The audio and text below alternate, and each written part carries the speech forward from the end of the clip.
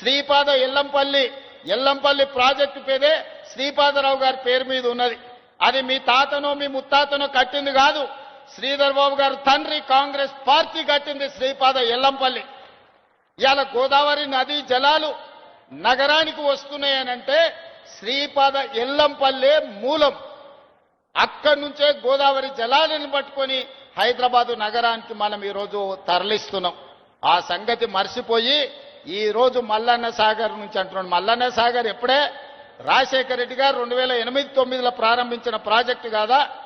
ఆనాడు మహారాష్ట్ర సరిహద్దుల్లో ఆదిలాబాదులో ప్రారంభించిన తుమ్మిడిహెట్టి ప్రాజెక్టు చేవెళ్ల వరకు తీసుకెళ్లాలని ప్రాణహిత చేవెళ్లని ఆనాడు డాక్టర్ వైఎస్ రాజశేఖర రెడ్డి గారు ప్రారంభించారు. దానికి పెద్దలు కాక వెంకటస్వామి గారి సూచన మేరకు డాక్టర్ బాబా సాహెబ్ అంబేద్కర్ ప్రాణహిత చేవెళ్ల ప్రాజెక్ట్ అని పెట్టుకున్నాం. ఇవాళ